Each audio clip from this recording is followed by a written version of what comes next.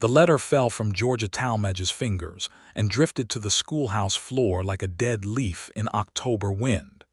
She stood in the center of the room she had spent 3 weeks scrubbing, painting, and filling with borrowed hope, and she read the words again, even though she did not need to. She had already memorized every cruel syllable. The town council of Harding Creek, Texas, had received a formal complaint from one Harlan Price, the largest landowner in Callaway County, claiming that the new schoolteacher was a woman of questionable moral character, a Yankee sympathizer, and a dangerous influence on the children of decent, God-fearing families. He was demanding her immediate dismissal. He had attached signatures, 14 of them. Georgia pressed her knuckles against her mouth to hold in the sound that wanted to come out. It was 1882, not 1842, but some rooms in the American West had not gotten that news yet. She was 26 years old. She had taken a position 300 miles from everything she had ever known in Memphis, Tennessee, because this territory had advertised for an educated teacher, and she had the certificate and the desperation in equal measure. She had arrived on a Tuesday in late August with 2 trunks, a box of McGuffey readers, and a quiet, iron-spined determination to build something real out of the wreckage of a life that had not gone the way she had planned. She had not expected flowers. She had not expected a parade. She had not expected this. She was still standing there, letter in hand, when she heard the boots on the porch steps. They were not children's boots.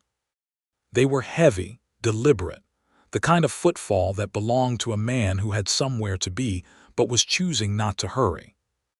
Georgia straightened her spine and turned to face the door before it opened, because she had learned long ago that you did not let the world catch you with your back turned. The man who stepped into the schoolhouse doorway was tall enough that he had to angle his hat to clear the frame. He took the hat off as he came inside, holding it at his side, and he looked at her with dark brown eyes that were quiet and completely steady, the kind of eyes that had seen difficult things and had not been destroyed by them. "Miss Talmadge," he said.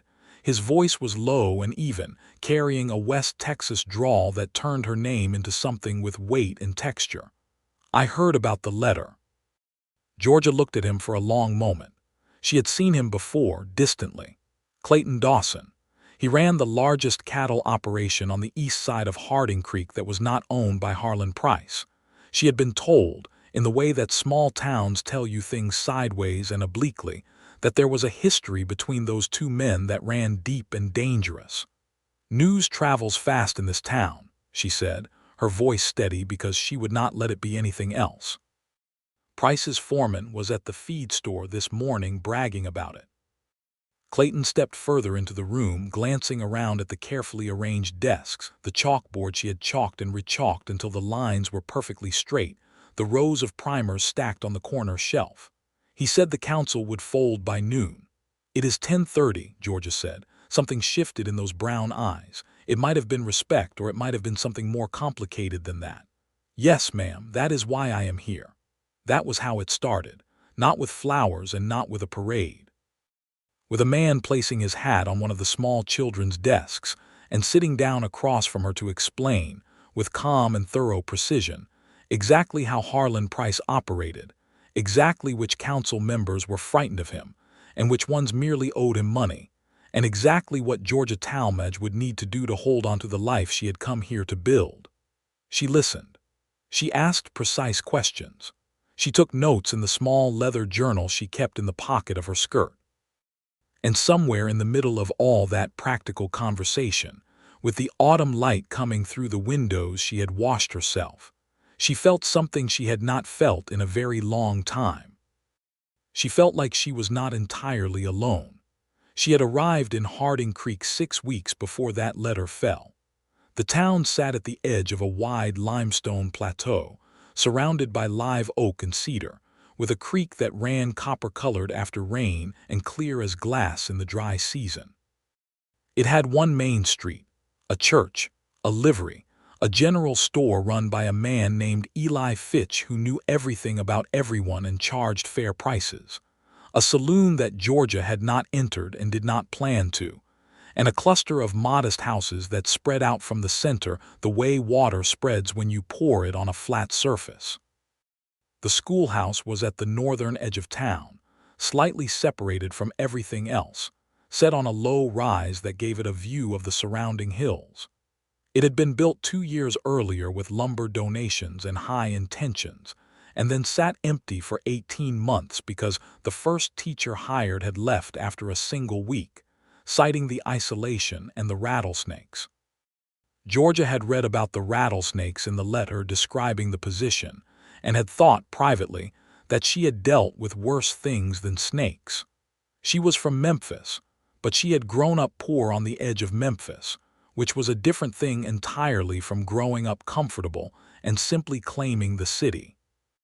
Her father had been a schoolteacher himself, a gentle, bookish man who died of fever when Georgia was 12, leaving her mother and 4 children in a circumstance that required everyone to be practical and inventive, and sometimes both at once.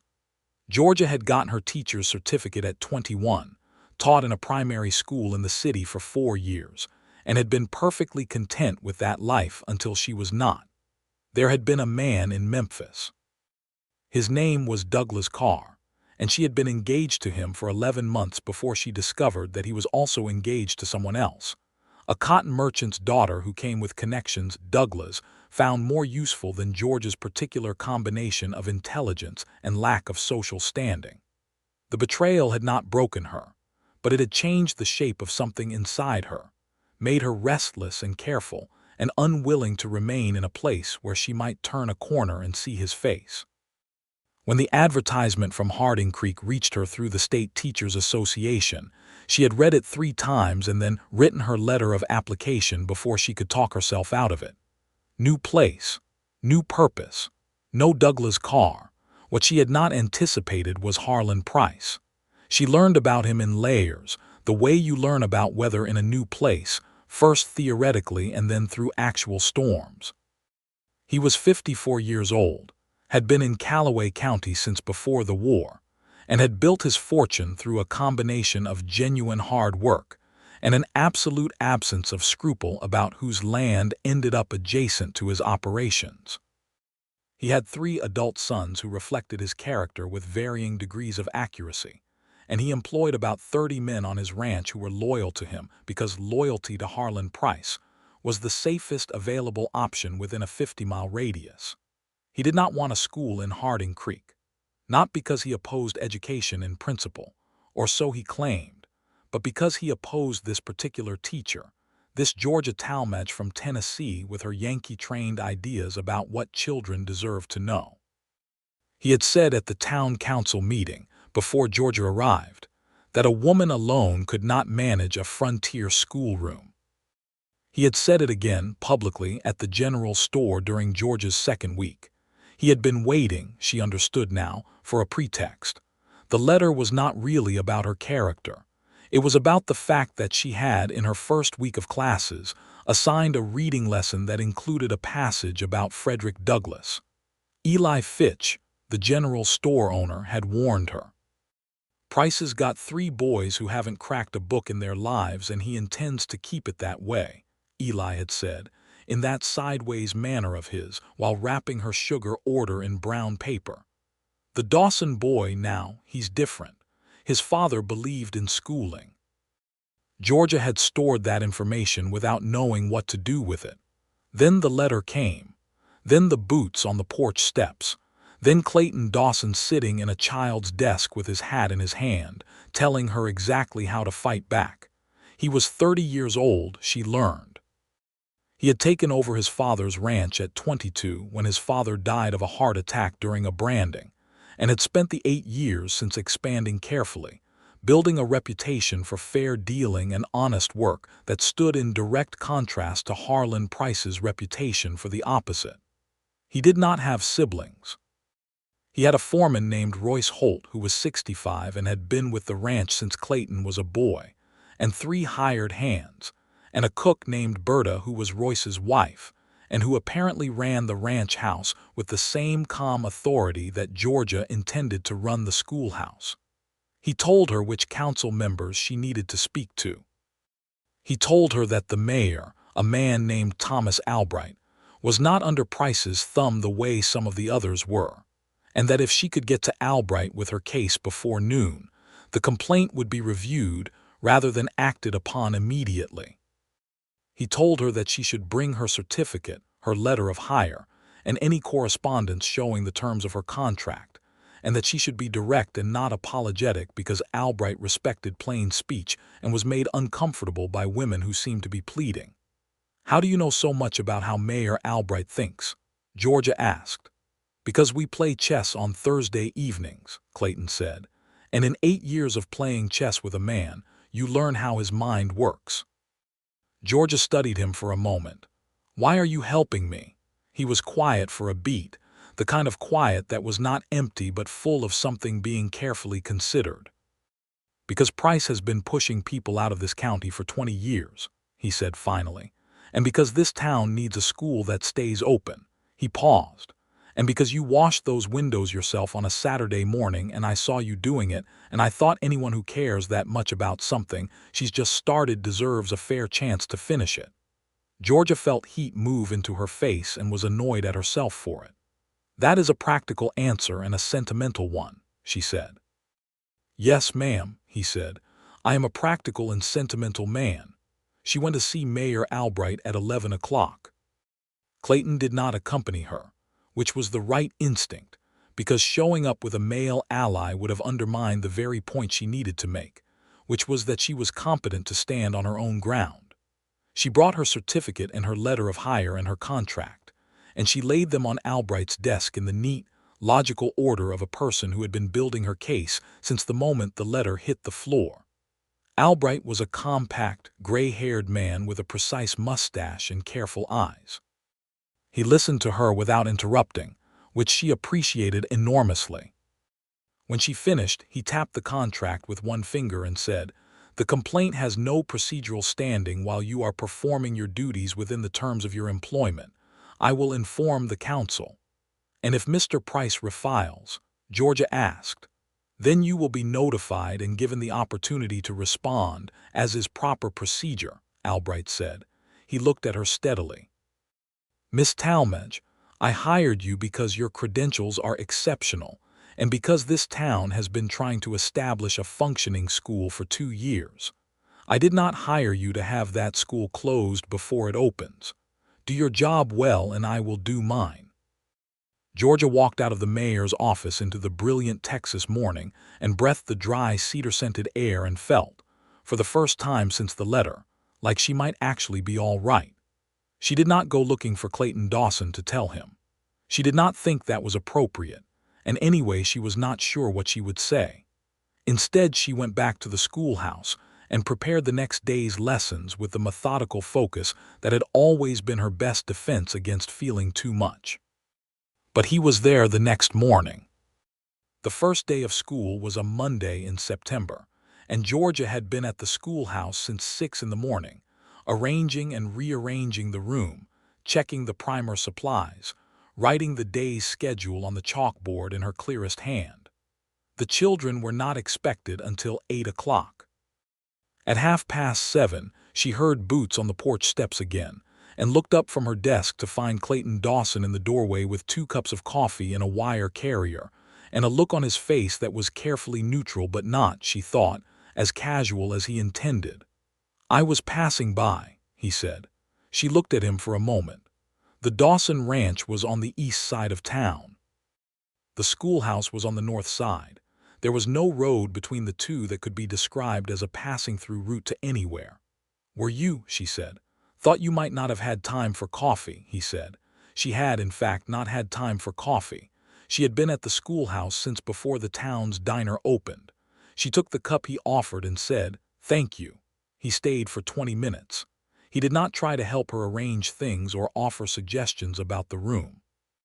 He leaned against the doorframe and drank his coffee and occasionally made a dry, brief observation about something, and she found herself answering in kind, and the 20 minutes passed with a quality of ease that she had not expected.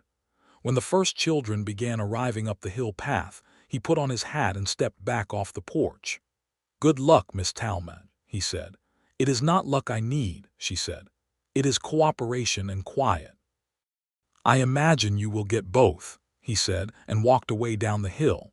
She had 14 children on the first day. They ranged from 6 to 14 in age, an assortment of sizes and temperaments that represented most of the families in and immediately around Harding Creek. There were the Patterson twins, 8 years old and identically mischievous. There was a solemn 11-year-old girl named Mary Ruth Albright, the mayor's daughter, who already read better than half the room. There were 2 Mexican-American children, a brother and sister named Tomas and Elena Vargas, who spoke English with careful precision, and watched her with an assessment that told her they had learned to be careful about teachers. There was a big shy 15-year-old named Jeb Holt, who was, Georgia would later learn, Royce Holt's grandson, dropped off that morning by Clayton Dawson himself at the foot of the hill. She had not expected a 15-year-old who had never been to school before and who was nearly her own height and looked like he wanted to disappear into the floorboards. She had not expected to feel her heart pull sideways at the sight of him sitting in the back row with his enormous hands folded on a desk that was too small, staring straight ahead with the fixed blankness of someone who was terrified but would die before admitting it. She assigned him the same starting reader as the 6-year-olds and did it matter-of-factly, without explanation or apology, and watched the tension in his shoulders ease by about half. After school that day, while she was cleaning the chalkboard, she heard a knock at the open door and turned to find Royce Holt himself standing on the porch. He was 65 and weathered, and had the look of a man who had been tall in his youth and had compressed slightly with age, but none of the weight had gone anywhere. It had just solidified. "Ma'am," he said, "I want to thank you for taking Jeb in without making a fuss." "There is nothing to make a fuss about," Georgia said. "He is exactly where he should be," Royce nodded slowly. "His daddy died 4 years ago. His mama passed last spring. He's been on the ranch with us since then. Clayton's been after me to get him enrolled since August, but the boy was too proud." He paused. "Clayton drove him up to the foot of the hill this morning to make sure he'd actually go in." Georgia absorbed this. "Mr. Holt," she said carefully, "is it Mr. Dawson's habit to concern himself with the circumstances of the people who work for him?" Royce looked at her with eyes that had the same calm steadiness as Clayton's, and she wondered if it was something you absorbed from long proximity or something in the nature of the work itself. "Ma'am," Royce said, "that boy watched his daddy work himself to death trying to be Harlan Price, and it made him into someone who doesn't see people as tools. Whether that's habit or character, I'd call it the same thing." He left shortly after. Georgia sat at her desk in the empty schoolroom with the late afternoon light lying gold across the floor and thought about a man who drove a frightened 15-year-old to the foot of a hill and then stepped back and let him walk the rest of the way himself. The coffee became a pattern without anyone agreeing to make it one. 2 mornings a week, then 3, then 4, then every school morning, she would arrive at the schoolhouse before 7 and find Clayton Dawson there sometime before 1:30. He always brought 2 cups from the diner on Main Street, which opened at 6:30. He always positioned himself at the doorframe or just inside it rather than coming fully into the room, as if maintaining a kind of respectful distance he had established for himself. He always left when the first children appeared on the hill path. They talked about things that were, on the surface, entirely practical. He told her about the families who had children in the school, filling in context that helped her understand what she was seeing in the room. The Vargas family had been in Callaway County since before Texas statehood and owned a small but productive farm north of town, but faced persistent harassment from Price's men about water rights. The Patterson twins had a mother who worked 14-hour days, running the town's only laundry, and a father who had been injured in a ranch accident 3 years ago and could no longer do heavy work. Mary Ruth Albright was the mayor's only child, and her mother had died in childbirth with a second baby 2 years ago, and the mayor carried that grief like a stone in his chest. Georgia listened and filed everything away. She adjusted her approach to each child accordingly, and she watched them relax and expand under her attention the way dry ground takes water when it finally rains. She told Clayton things too, not personal things, not at first. She told him about what was working in the classroom and what was not. She told him that Tomas Vargas had a mathematical mind that astonished her, and that she was going to need more advanced arithmetic texts than the ones she had been provided. She told him that Jeb Holt, once he realized that no one in the room was laughing at him, was reading with a focus and determination that was going to have him caught up to his age level by spring if he kept it up. Clayton listened in a way that was unusual, she thought, for a man. He did not offer solutions she had not asked for. He did not reframe her observations in terms of his own experience. He simply received what she said with that brown-eyed steady attention, and occasionally asked a question that showed he had understood everything she meant, and not just the surface of it. The problem was that this was becoming the best part of her day. She recognized the danger in that assessment, and she was honest with herself about it.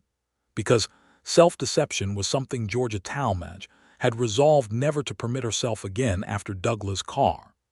She was forming an attachment to a man she had known for 6 weeks, in a town where she was still fighting to establish her legitimacy, in circumstances where any whisper of impropriety could be weaponized against her by a man who was already looking for weapons.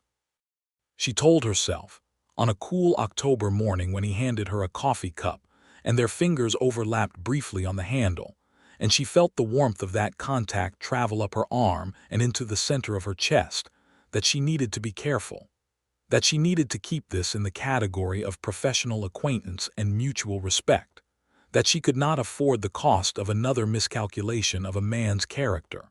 But Clayton Dawson did not make it easy to be cautious. It was Eli Fitch who told her, in the sideways manner she had learned to translate, that Harlan Price's second son, whose name was Wade, had been spending time in the saloon telling anyone who would listen that the schoolteacher was conducting herself improperly with Clayton Dawson, and that it was only a matter of time before the whole town knew it.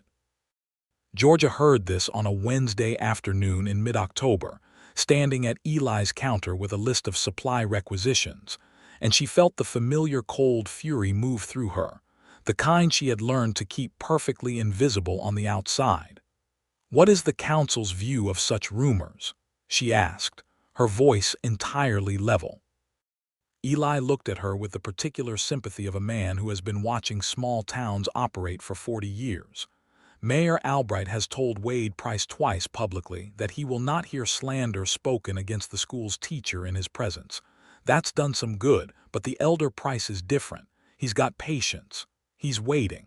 "For what?" "For something real," Eli said, "or something that can be made to look real." Georgia went home to her rented room at the widow Morrison's house on Sycamore Street and sat at the small writing table and wrote a letter to her older sister in Memphis, the most honest letter she had written since arriving in Texas. She described Harding Creek, the schoolhouse, the children, Harlan Price and his machinations, and then she stopped and looked at the candle flame for a long time before writing the last part.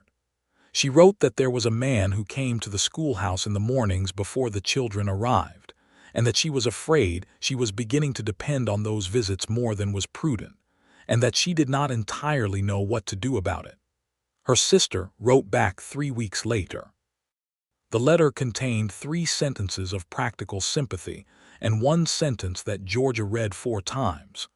"Georgie, the last time you tried to be this careful about your heart, you got engaged to Douglas Carr. Perhaps prudence is not always the right strategy." She folded the letter and put it in the back of her journal. On the first Thursday in November, during what had become the informal morning conversation on the schoolhouse porch, Clayton said something that changed the quality of the space between them. They had been talking about Jeb Holt's progress, which was genuinely remarkable. He had advanced through 2 full reading levels in 6 weeks and showed an aptitude for writing that surprised even Georgia, who had learned not to underestimate her students. Clayton had been listening with that quiet attention, and then there was a pause, and in the pause he said, "My father never had much schooling. He could read just barely. He was ashamed of it his whole life, though he never said so directly. I think that's why he hired a tutor for me when I was 7, even when the money was tight. He wanted it to be different." Georgia looked at him. He was watching the hills, not her, his coffee cup held loosely in both hands. "How old were you when he died?" she asked. 22. The same morning I turned 22, actually. He paused. He got up early to start the branding, and I slept in because it was my birthday. I've thought about that a good deal over the years. The rawness of that admission, offered so quietly and without apparent expectation of comfort, moved something in Georgia's chest that she had been carefully bracing against. She said, "I was 12 when my father died. Fever. I came home from school and my mother was sitting in the kitchen in the dark, and that was how I knew." Clayton turned and looked at her then directly, and the expression on his face was not pity, which she could not have tolerated, but something that recognized the specific quality of that kind of loss and treated it with the gravity it deserved. "Did it change what you wanted?" he asked. "It changed what I thought was possible," she said, "which is different. What I wanted stayed the same. I wanted to teach. I wanted to be useful in a way that mattered past the day I did it." She looked down at her coffee. "My father used to say that the only things worth doing were the ones that outlasted the doing of them." "That's a good thing to have been told," Clayton said. "Yes," she said. "It was." The silence after that was the most comfortable one they had shared, which told Georgia more than the words had. Harlan Price made his next move in November. He did it through his eldest son, a man named Garrett who was 35 and had his father's wiliness and none of his patience. Garrett Price appeared at a town council meeting on the second Wednesday of November and presented a petition signed by 11 families objecting to the content of the schoolteacher's curriculum, specifically the inclusion of texts that, in their view, promoted radical and unsettling ideas about the social order. Georgia was not at the meeting. She learned about it the next morning when Clayton arrived at the schoolhouse later than usual, at nearly 8 o'clock, with a look on his face that she had not seen before, a controlled anger that he was keeping carefully leashed. He told her what had happened at the council meeting. He told her that Mayor Albright had received the petition, but that 3 other council members had seemed moved by it, and that Garrett Price had been very smooth and very calm, and had framed the objection not as censorship but as parental authority and community standards. "What texts did he object to specifically?" Georgia asked. Clayton hesitated, which was not like him. "The Douglas passage. And a geography lesson you gave last week about the settlement of the Western Territories that apparently mentioned the displacement of the Comanche in terms Garrett Price found unflattering to the United States government." Georgia set down her chalk. "It was accurate," she said. "History is what it is." "I know that," Clayton said. "I am not disagreeing with you, Miss Talmadge. I am telling you the landscape." She turned and looked at him fully, and he met her gaze with that steadiness she had come to know and she admitted to herself in that moment to rely on in ways that had nothing to do with strategy. "I will speak to the council directly," she said. "I thought you would say that." He paused. "I would like to accompany you to that meeting, not to speak for you, just to be present." She wanted to say that she did not need anyone present on her behalf. She wanted to say that she had managed the first confrontation with Albright alone and had done it well. But she also knew that this was a different situation, that she was facing a room of men, some of whom had already been swayed, and that there was a particular kind of statement made by a well-respected rancher choosing to sit in that room in visible support of the town's teacher. "All right," she said. "Thank you." He held her gaze for a moment, and she saw something in his eyes that he had been holding back for weeks, something warm and serious and patient. Then a child's voice called out from down the hill, and the moment dissolved into the ordinary morning. The council meeting was on the following Wednesday evening. Georgia wore her best dress, a deep burgundy wool that had been her mother's, and she prepared her remarks in the same way she had once prepared for examinations, with complete thoroughness and the assumption that every question deserved a real answer. Clayton was waiting outside the meeting hall when she arrived. He was in clean clothes, hat in hand, and he looked at her with an expression that was partly admiration and partly something much more personal, and she did not look away from it. They went in together. They sat apart, she at the front facing the council table and he near the back of the room among the other attending townspeople. But the fact of both of them being there was its own communication to everyone present. Georgia spoke for 12 minutes.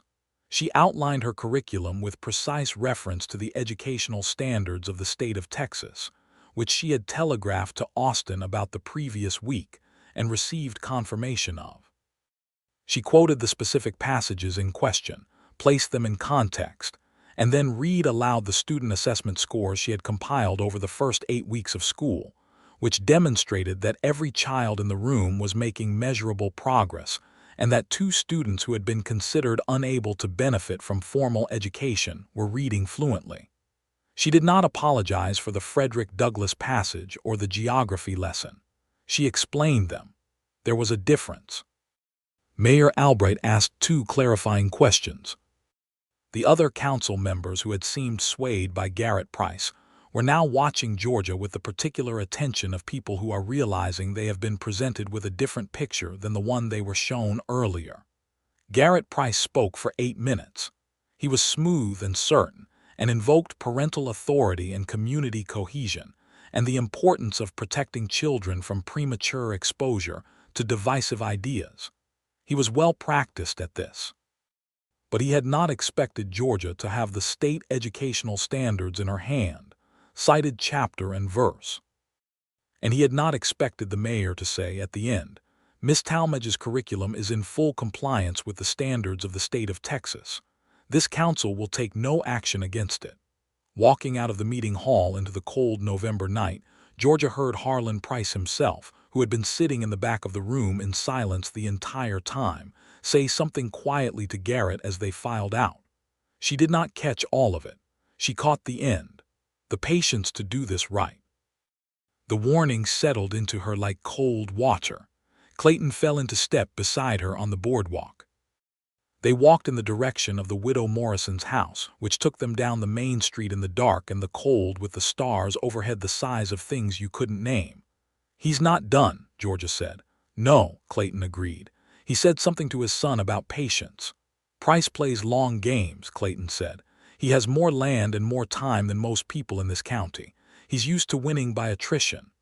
They stopped at the corner of Sycamore Street where their paths diverged. The lamplight from the nearest post caught the angles of Clayton's face and made something of them that Georgia had been trying not to look at directly for weeks. "Miss Talmadge," he said, and then stopped, and the stopping was different from his usual pauses. His usual pauses were full and considered. This one had the quality of something contained, something he was deciding whether to release. "Yes," she said. He looked at her in the lamplight. "I want to say something that is outside the scope of school governance and county politics. And I want you to tell me if that is not welcome, because I will respect that completely and it will not change any of the rest of it." Georgia felt her heartbeat change. "Go ahead," she said. "I have been looking forward to those mornings for reasons that have nothing to do with Harlan Price," he said. "And I think you know that. And I would like, if you are willing, to continue the acquaintance in a way that is deliberate rather than incidental."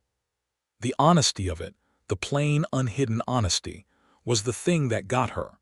Not the words themselves, but the way he said them, looking directly at her without deflection, without the calculated charm that she had seen in Douglas Carr and recognized now as the opposite of what was in front of her. "I think," she said carefully, "that I have also been looking forward to the mornings."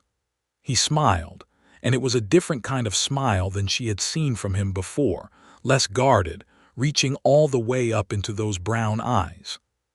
"Then I would like to come to the schoolhouse on Saturday morning," he said. "Not before school, just to see you." "Saturday morning," she said. "Yes." She walked home with the cold air on her face and something warm moving through her chest and the stern, reasonable part of her brain that had been running defense for 2 years saying, with greatly reduced conviction, that she needed to be careful. He came on Saturday with no coffee this time, which meant he had decided to declare it a visit rather than a pretext. He came at 9 o'clock, knocked formally at the schoolhouse door even though it was standing open, and when she turned from the chalkboard where she had been working on the following week's arithmetic lesson, he was standing in the doorway with the November light behind him and a small flat package wrapped in brown paper. "I found this in Austin the last time I was there for cattle business," he said, handing it to her. She unwrapped it. It was a book of poetry, Walt Whitman, Leaves of Grass, the 1881 edition. She looked up at him. "When were you in Austin?" "October," he said. "A few weeks ago." "You have been carrying this for a few weeks," she said. He met her eyes without flinching. "I was not sure it was the right time." She looked at the book in her hands and then at him, and thought that this was a man who had held something he wanted to give her for weeks without any certainty that it would be received well, and had waited for a moment that felt right rather than forcing one, and that this quality of patience and restraint was exactly the opposite of what she had experienced before, and exactly what she had not known she needed. "It is the right time," she said. They sat on the schoolhouse porch that Saturday for 2 hours. It turned out that Clayton read poetry, which he attributed to the tutor his father had hired, a young woman from New England who had insisted that the curriculum include literature, and who had then left for San Francisco 3 years later, leaving behind in a 10-year-old boy a permanent habit of reading that he had never quite shaken. He had read Thoreau in the barn during his teenage years, he told her, hiding it between the pages of a cattleman's almanac so that the hands wouldn't see. "Why would it matter if they saw?" Georgia asked. "Boys who read poetry in West Texas in 1867 had a particular social experience," he said, dry as always. "Did it stop you reading it?" "No. It just made me more efficient about it." She laughed, and his expression when she laughed was something she felt in her sternum.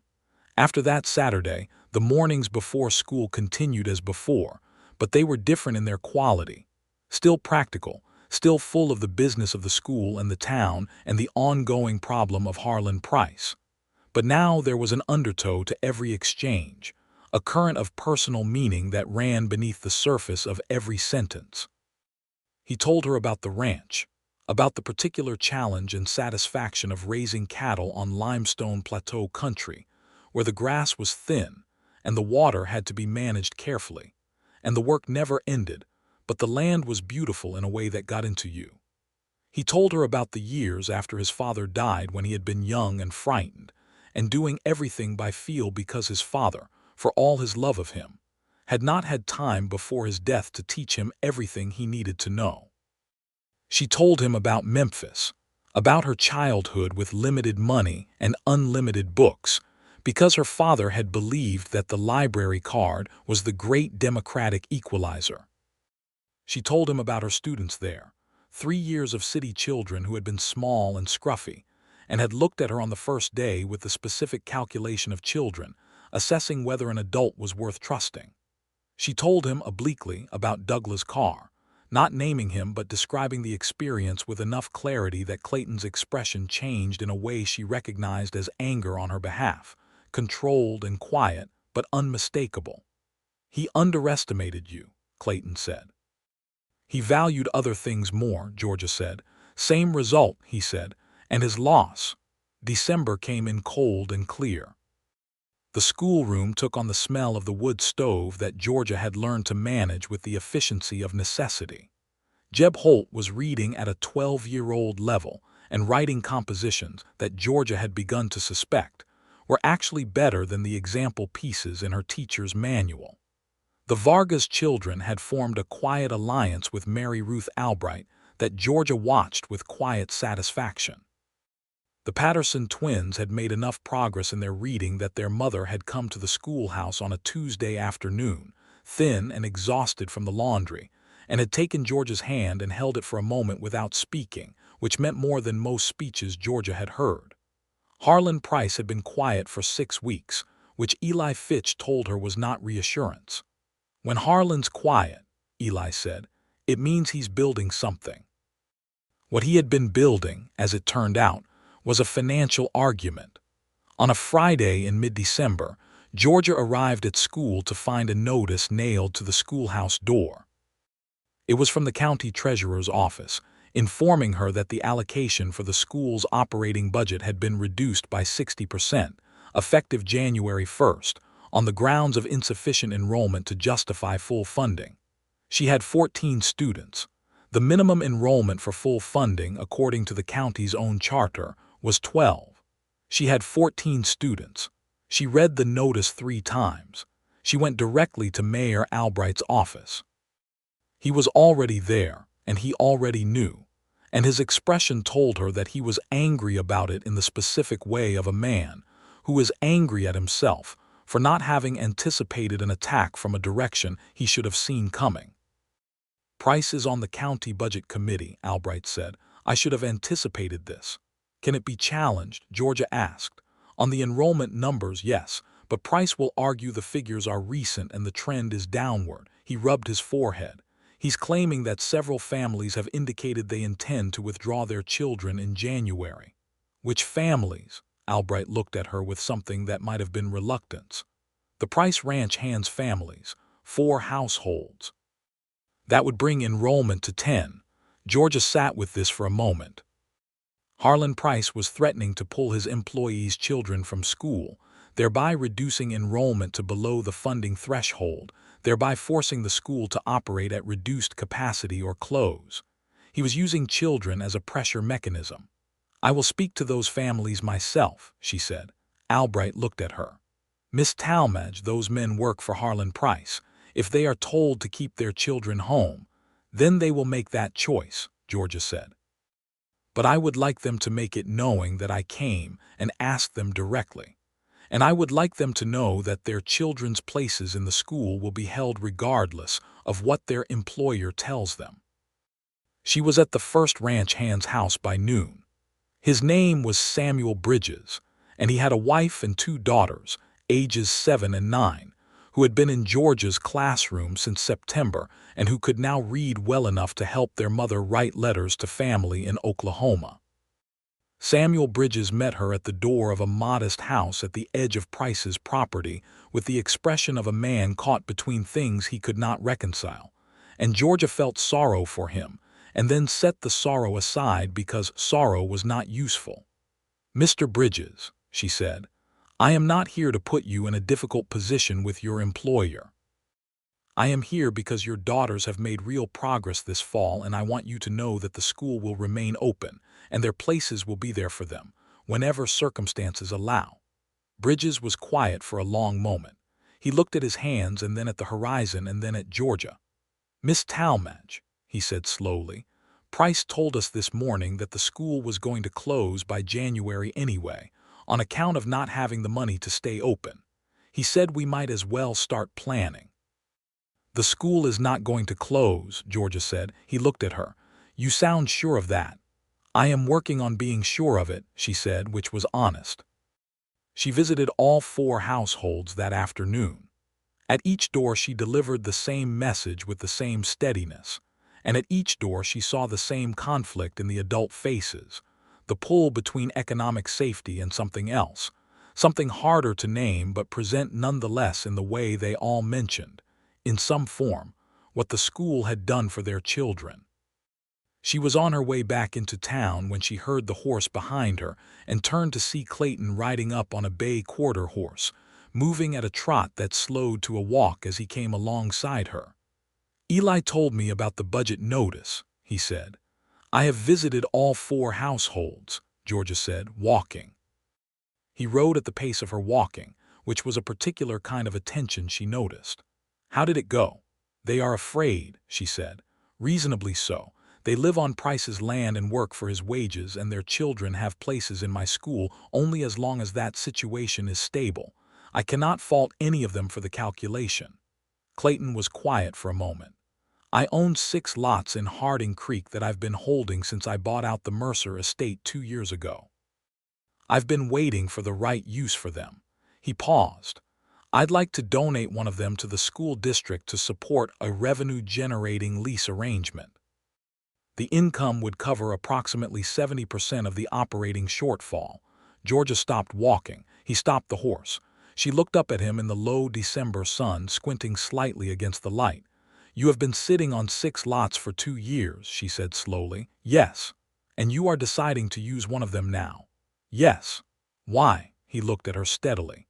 "Because you deserve to have the thing you came here to build," he said. "And because no one should be able to take it from you by playing games with numbers." She felt the emotion rise in her throat and made herself breathe steadily and said, "Clayton."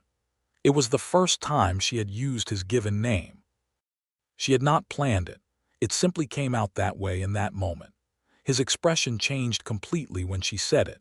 Not dramatically, he was not a man given to dramatic expression, but something in his face opened in a way she had not seen before, a kind of vulnerability that he was allowing to be visible, which she understood cost him something. "Georgia," he said, and it had exactly the same quality in his voice that it had had in hers, deliberate and irrevocable.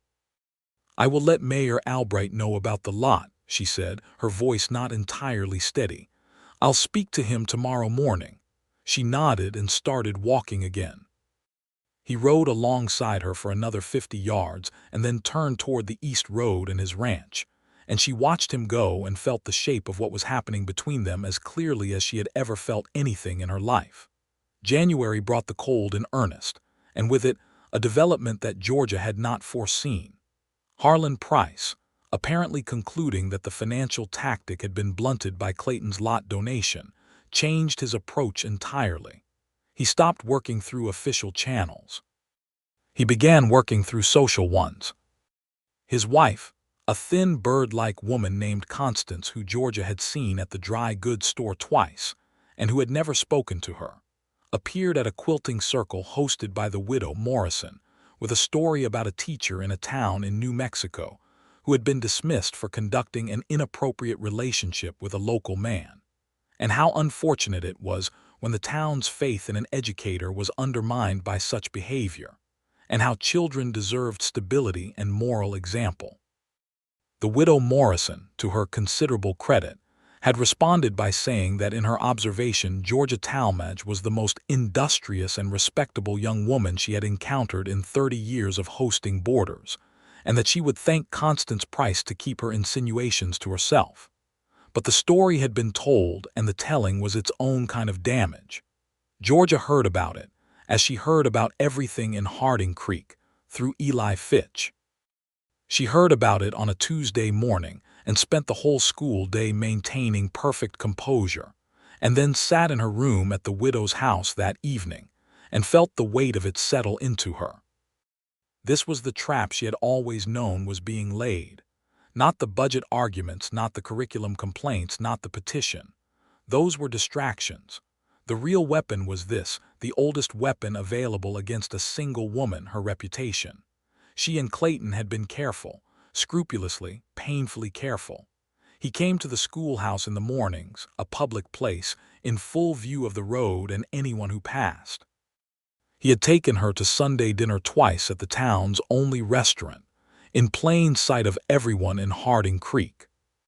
He had held her hand precisely once, in the dark outside the widow's house after the second Sunday dinner, for no more than a minute, and the restraint of that had been so careful and so deliberate that it had told her everything she needed to know about how seriously he took her position and her well-being. None of that mattered if Constance Price was going to quilting circles. On Wednesday morning, before the other children arrived, Jeb Holt appeared at the schoolhouse early. He had not been coming early before. He stood in the doorway with a look that was entirely unlike his usual careful self-containment and said, "Miss Talmadge, I heard what Mrs. Price is saying around town." Georgia looked at him. He was 16 years old, nearly 17, and had grown at least an inch since September, and he stood in the doorway of the schoolhouse where he had learned to read and write with a fierce, protective anger that looked startling on a face still young enough to be uncertain of itself. "Jeb," she said calmly. "It's not right," he said. "Mr. Dawson has done nothing but be decent, and you've done nothing but teach us." "No," Georgia agreed. "It is not right. Granddad says he's going to speak to the mayor about it. Your grandfather is a good man. Please tell him I appreciate it." Jeb looked at her for a moment with an expression that was part boy and part the man he was becoming. "You're the best teacher I've ever had. You're the only teacher I've ever had, but I think you'd be the best even if I'd had a dozen." Georgia felt warmth move through her chest. "Get inside and start your arithmetic," she said. "You have 3 multiplication tables to finish before the others arrive." He went in and she stood on the porch for a moment in the cold January air and thought about what she was going to do. What she decided to do was nothing reactive. Reacting to Constance Price's whisper campaign would legitimize it. Instead, she did exactly what she had done since September, showed up every morning, did her job with complete dedication and visible competence, and let the work speak in the way that work eventually speaks if you do it well enough and long enough. She also, on a Saturday in late January, accepted Clayton's invitation to ride out to his ranch. This was not a small decision. She had thought about it carefully and discussed it with herself at length, sitting at her writing table at night, and had concluded that the alternative was to allow Harlan Price to determine the boundaries of her life by making her afraid of her own choices, and that this was not acceptable. She rode out on a horse borrowed from the livery, an agreeable brown mare named Clara, and arrived at the Dawson Ranch at mid-morning to find it looking exactly like what it was, a working operation built for function rather than display, with good solid fencing and a clean barn and a main house that was modest in size but clearly well-maintained. Berta Holt, Royce's wife, met her at the porch. She was a small, compact woman of 60 with iron-gray hair and an expression that took in Georgia completely, and arrived at a verdict within approximately 30 seconds. The verdict appeared to be favorable, because Berta smiled and said, "I've heard a great deal about you, Miss Talmadge. Come in and have coffee and don't mind the dog." The dog was an enormous yellow creature who took up most of the floor in front of the kitchen hearth and opened one eye at Georgia's arrival before going back to sleep. Clayton showed her the ranch. He was different here than he was at the schoolhouse, not less himself but more fully himself, in the way that people are when they are in the place that is most genuinely theirs. He explained how the pasture rotation worked, what he was trying to build in terms of herd quality over the next 10 years, the particular challenges of this specific piece of land. And she listened with genuine interest because she had the kind of mind that found any system fascinating when it was explained by someone who understood it deeply. They ended up at the fence line at the eastern edge of the property, looking out at the limestone hills in the winter light, and he said, "I want to ask you something directly." "All right," she said. "Price is not going to stop. I think you know that. He's patient and he's persistent and he has more resources than the school board and more connections than the mayor. You could fight him for years." "I intend to," Georgia said. "I know you do. That's not the question." He turned to look at her with that direct, steady gaze. "The question I want to ask is whether you want to fight him as yourself or whether you would consider fighting him as part of something that is harder to attack." Georgia looked at him for a long moment. Her heartbeat was doing something complicated. "Are you asking me what I think you're asking me?" "I am asking you to marry me," he said. "I am asking you plainly, and I am asking you without pretense about my reasons, which are that I love you and have been trying to find the right moment to say so for 2 months, and also that a married woman who is the wife of a property owner in this county has legal standing that a single female teacher does not, and that Price's whisper campaign has no traction against a woman with a husband and a home." He paused. "Both of those things are true at the same time. I would not want you to think I was hiding one behind the other." She was quiet for a long moment. The wind moved through the dry grass along the fence line, and the hills were pale gold and gray in the winter light. "You said you love me," she said. "Yes. When did that happen?" He considered this with the same seriousness he gave everything. The morning you told me your father's school was the size of a closet and that you had taught yourself French from a grammar book you found at a church sale. I thought that I had never met anyone who took that kind of determined pleasure in learning things, and I wanted to talk to you every day for the rest of my life." He paused. "That is when it happened." She looked at the hills. She thought about Douglas Carr, who had proposed to her in a drawing room with flowers, and said the right words in the right order, and had meant almost none of them. She thought about standing in the schoolhouse with the letter on the floor and hearing boots on the porch steps, and how she had turned to face the door before it opened. She thought about 8 weeks of coffee in the cold mornings, and a book of poetry held for 2 weeks waiting for the right moment, and a man riding a horse at the pace of her walking so that she would not have to look up to speak to him. "I love you too," she said. "I have been trying to be careful about it." "I know," he said. "I could tell. I am not going to be careful about it anymore." He reached across the fence post and took her hand, not the brief, contained touch of a man managing his own feeling. The full, deliberate, unhidden grip of someone who has decided. "Is that a yes?" he said. "That is a yes," she said. They were married in March, by the same minister who preached at the Harding Creek Church, in a ceremony that was small by some standards and large by others, attended by the Holts, by Mayor Albright and Mary Ruth, by Eli Fitch and his wife, by the Vargas family, by the widow Morrison who cried in the direct and unself-conscious way of a woman who has seen enough of life to know when something is genuinely good, and by all 14 of Georgia's students, who had organized themselves into a row at the back of the church, with their faces scrubbed, and their hair flattened with extraordinary optimism. Jeb Holt, who was the tallest person in the room, stood in the back and blinked more than was strictly necessary for a young man of 17 in a dry building. Georgia wore a dress she had made from fabric chosen with Clayton at the dry goods store on a Saturday afternoon in February, a warm cream wool with small covered buttons, and she carried a bunch of wildflowers that Mary Ruth Albright had gathered from the creek bank that morning, and pressed into her hands with a solemnity that was clearly meant to be a gift of the highest order. Clayton stood at the front of the church in a good dark coat and looked at her coming down the aisle with the expression of a man who has been given more than he expected and knows it. The minister read from Corinthians in the traditional way, and when he came to the part about love bearing all things and enduring all things, Georgia thought of the letter falling to the floor in the empty schoolhouse and felt the specific gratitude of someone who has been given, after a period of genuine difficulty, the thing that was actually meant for them. Harlan Price was not at the wedding. His absence was the most significant statement he could have made, and everyone present understood it in exactly the terms he intended. Harlan Price did not attend events he had lost, but he was not, Georgia and Clayton both understood, entirely done. The next thing Price tried was legal. In April, he filed a claim with the county records office, asserting a historical grazing right across 15 acres of the Dawson property's eastern boundary, based on an agreement he claimed had been reached verbally with Clayton's father 20 years earlier. There was no written documentation of this agreement.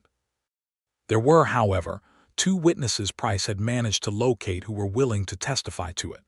Clayton showed Georgia the legal notice one evening at the kitchen table, with the lamp lit between them and the sound of the early spring wind outside, and she read it with the careful attention she gave everything and then looked up and said, "The 2 witnesses.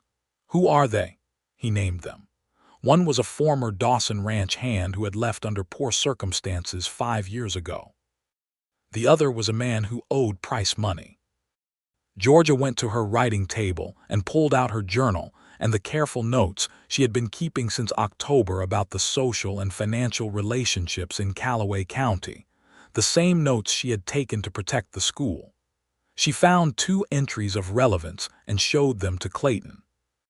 The first concerned the former ranch hand, whose departure from the Dawson operation had involved an incident of theft that had been handled quietly rather than legally, meaning the man had reason to feel both grateful and indebted to Price's interest in the matter. The second concerned the man who owed Price money, a detail that was almost certainly known to the county judge. If the judge is made aware of both witnesses' relationships with Price before the testimony is given, Georgia said, their credibility becomes the question rather than the claim. Clayton looked at her journal and then at her. "How long have you been keeping notes like this?" "Since October," she said. A classroom teacher survives by understanding context.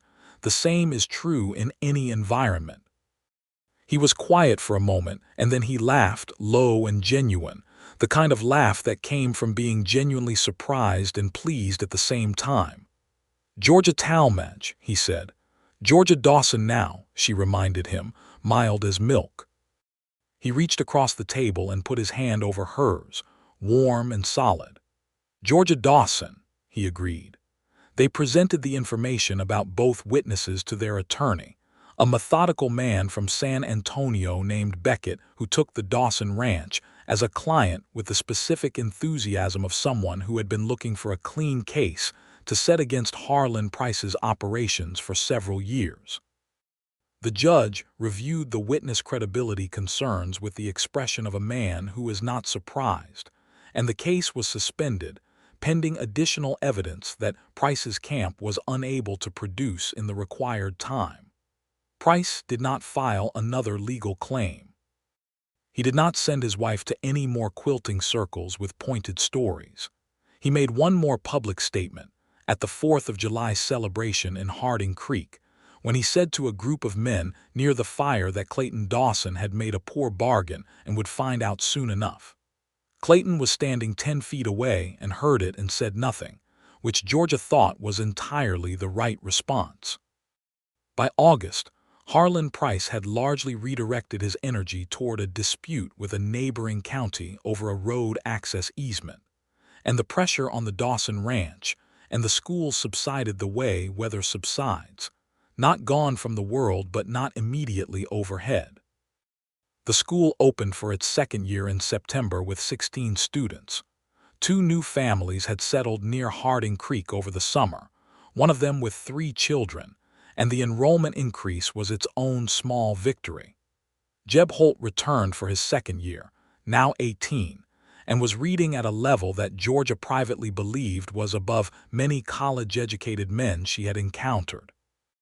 She was already thinking about what came next for him, about the university at Austin, about the letter she intended to write to the admissions office with Jeb's compositions attached. She was also, by September, 4 months pregnant. She had told Clayton on a Sunday morning in May, sitting on the ranch house porch with the breakfast things still on the table and the yellow dog stretched out in the sun. She had told him in the plain, direct way that was her manner with everything important, and he had sat very still for a moment and then put both hands over his face and made a sound that was not quite a laugh and not quite something else. "Are you all right?" she asked. He took his hands away from his face. His eyes were bright. "Yes," he said, "more than all right." She reached over and straightened the collar of his shirt, which had gone crooked, and he caught her hand against his chest and held it there, over the steady, strong beat of his heart, for a long time without saying anything. She taught through September and October and into early November with a composure that impressed her students, who had the specific alertness of children who notice everything, and who said nothing about the teacher's expanding silhouette because they had learned from 9 months of close observation that Miss Talmadge, now Mrs. Dawson, was not a person you commented on without an invitation. The baby was born in December, a son, arriving in the ranch house on a cold, clear night with Berta Holt serving as midwife and Clayton sitting in the kitchen being managed by Royce, who poured him coffee every 20 minutes as a displacement activity for them both. They named him James William Dawson, James for Clayton's father and William for George's. He arrived at something past midnight, red-faced and furiously vocal, and when Berta carried him into the kitchen wrapped in flannel, Royce Holt, who had survived cattle drives and drought and the war and 40 years of West Texas living, sat down abruptly in a kitchen chair and looked at the baby with an expression of completely undefended tenderness. Clayton held his son for the first time with the careful focus of a man who is aware that he does not yet know exactly what he is doing, but intends to learn it with absolute thoroughness.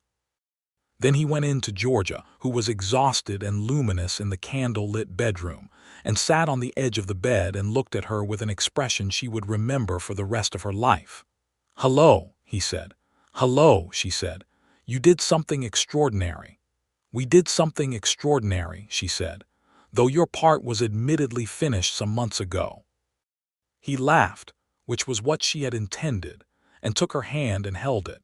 And James William Dawson made a noise from the corner that suggested he had opinions about being set down, and the sound of it filled the room the way good things fill rooms, completely and without room for anything else.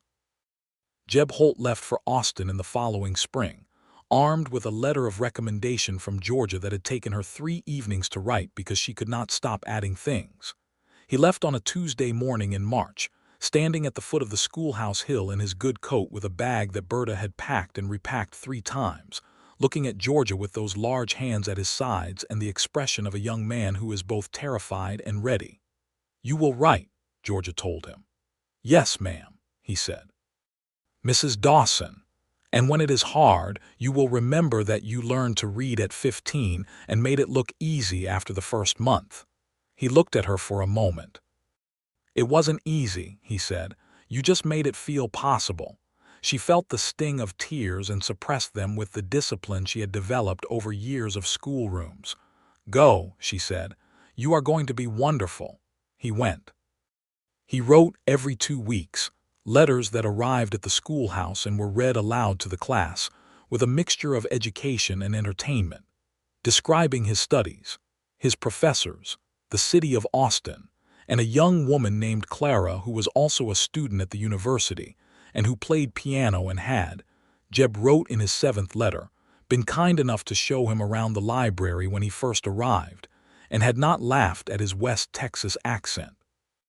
Georgia read that letter to her class and looked up to find all of them listening with complete attention, and thought about the strange, long, circuitous paths that lives took when they were given the right start.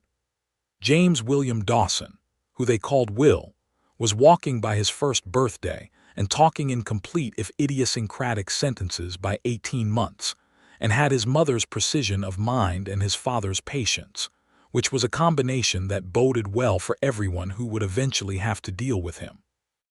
He took his first steps on the ranch house porch with Royce watching from the yard with his hat in his hand and the yellow dog sitting beside him, and Clayton, who had been standing 3 feet away with his arms held out, looked at Georgia across the porch with the specific expression of a man who cannot believe the quality of his own life. The school grew. By the 3rd year it had 22 students and required a part-time assistant, a role filled with enormous competence by Alina Vargas, who was 17 and wanted to be a teacher herself, and who Georgia was systematically teaching everything she knew. The county eventually restored the full operating budget after a new budget committee election removed 2 of Price's allies, and the school received a formal commendation from the Texas State Board of Education in the spring of the 3rd year, which Georgia pinned to the wall above her desk with the plain satisfaction of a person who has completed what she came to do. Harlan Price died in the autumn of the 3rd year, of a stroke, in his own house on his own land. Georgia heard the news from Eli Fitch and felt a complicated mixture of things, none of which were simple. She felt relief, and she felt something that was not quite sorrow but was adjacent to it, the particular weight of a life that had been spent doing harm and was now finished.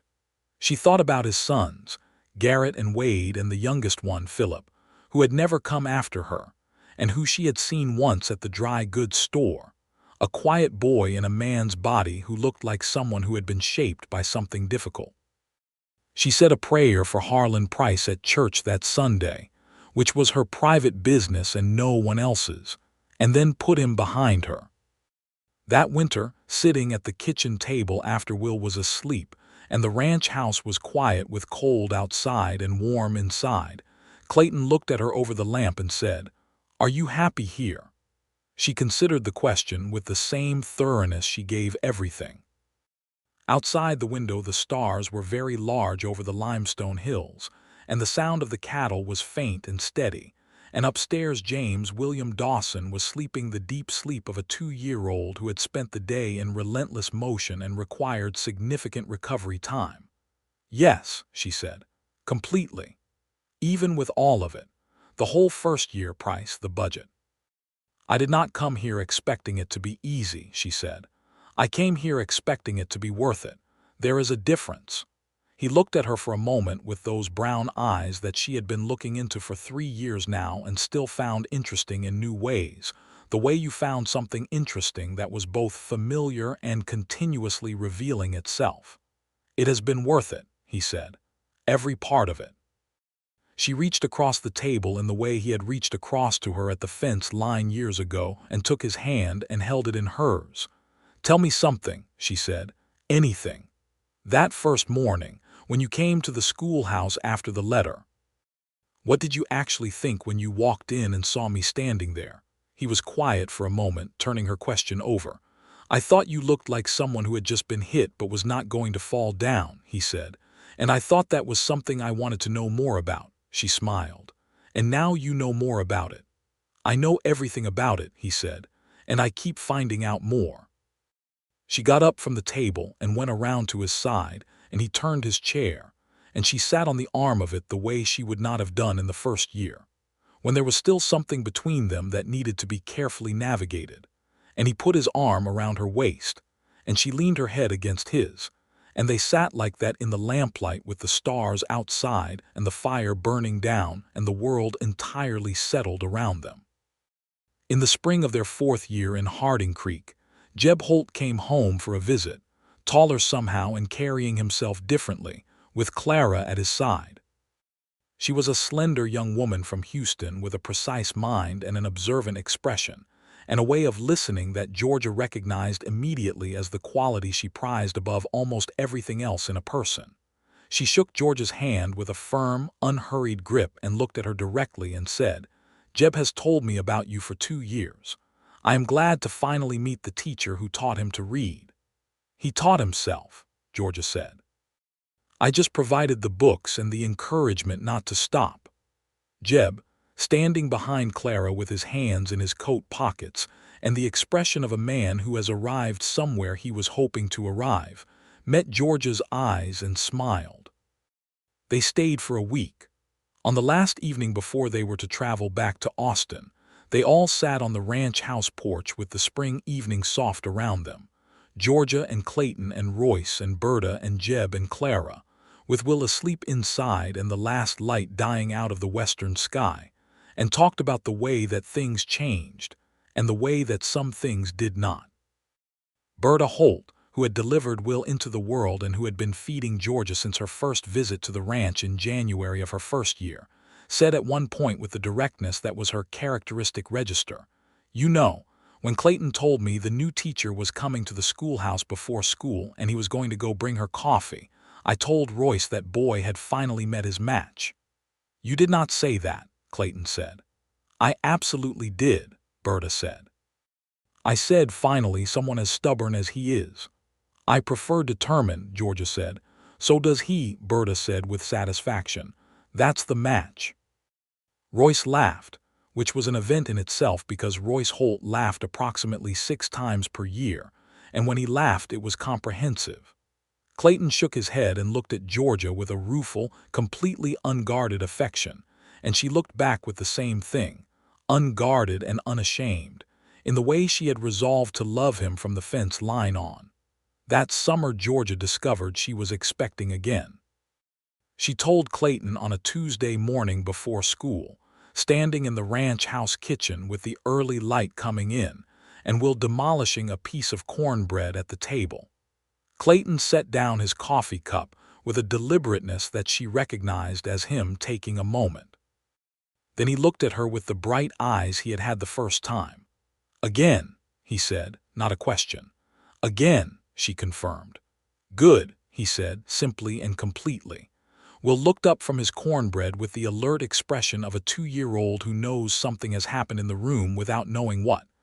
He looked at his mother and then at his father and then went back to the cornbread with the pragmatic focus of someone who has his own priorities.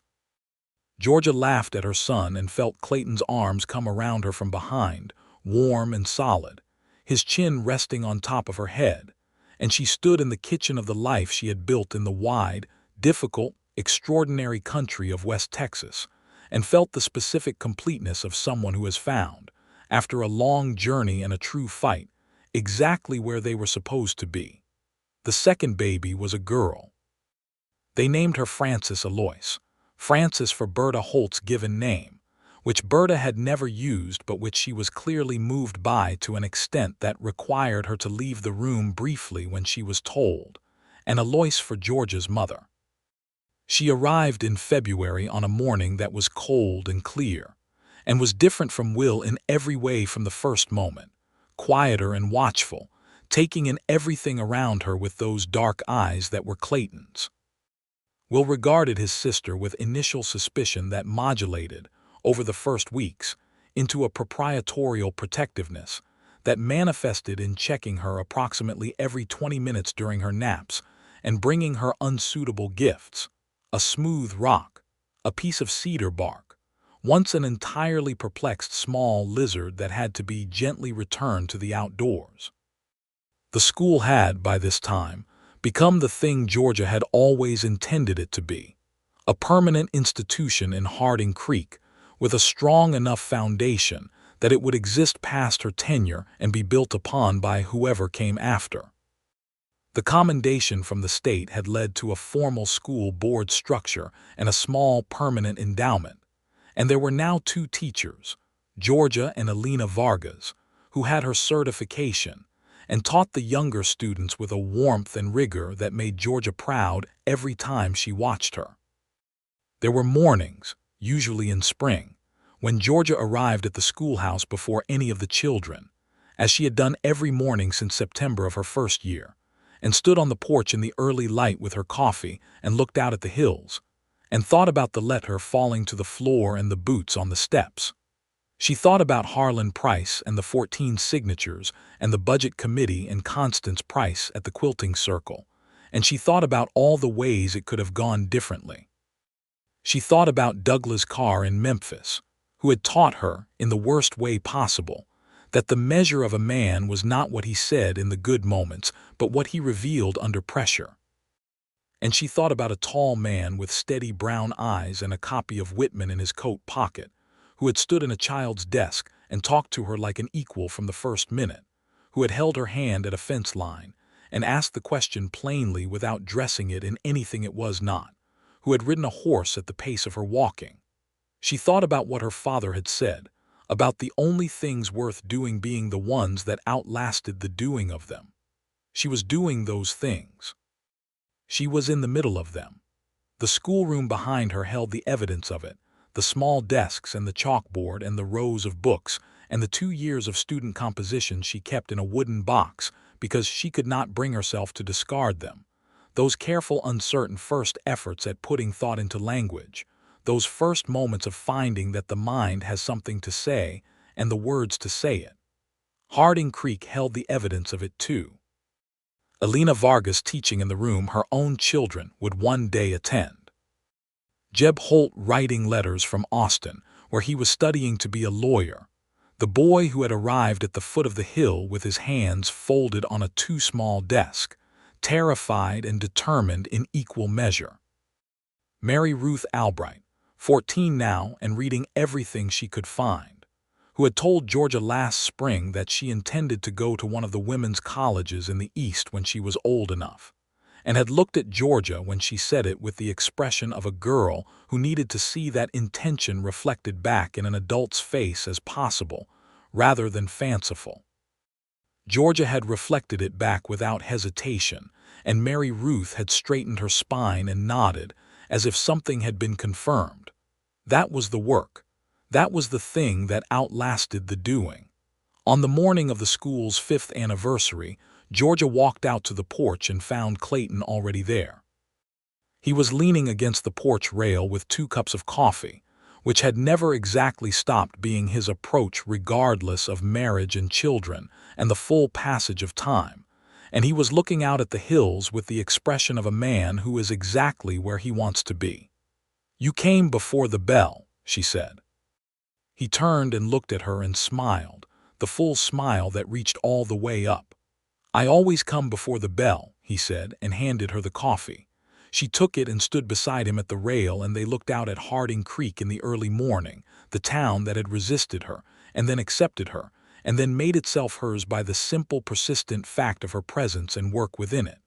The limestone hills in the clear light, the live oaks and cedar, the copper creek that ran visible from the schoolhouse rise. Below on the hill path, the first child appeared, climbing steadily upward with a school bag over one shoulder and the particular forward-leaning determination of a child who has something to get to. Then another, then three more, then a group of four who were talking and laughing, their voices carrying bright and thin up the hill in the morning air. "You should go in," Clayton said. "I should," she agreed. She did not move immediately.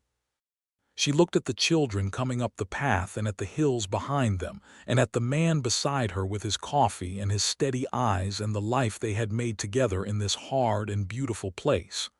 "Clayton," she said. "Georgia," he said. "Thank you," she said, "for the first morning." He was quiet for a moment. "Thank you for turning around when I knocked," he said. "You might not have." "I always turn around," she said. "That is the thing about me." "I know," he said. "That's exactly why I knocked." She kissed him on the cheek, once, warm and brief and entirely unashamed. And then she turned and walked into the schoolhouse to meet her students. And behind her she heard him step off the porch into the brightening morning. And the sound of his boots on the ground faded with distance, steady and unhurried, moving toward the rest of the day. Inside the schoolroom the light was clean and good on the chalkboard and the desks, and the spines of the books on their shelf. The first students came through the door in a small clamor of cold air and voices, and the specific energy of children who have been carrying themselves all morning, and are finally allowed to put it down somewhere. Georgia Talmadge Dawson stood at the front of the room she had built and looked at the faces before her and felt, as she felt every single morning, the complete and grounded certainty that she was doing exactly the thing she was meant to do, in exactly the place she was meant to do it, with exactly the life she was meant to have behind her when she turned around to face the door. "Good morning," she said, and 22 voices answered her back.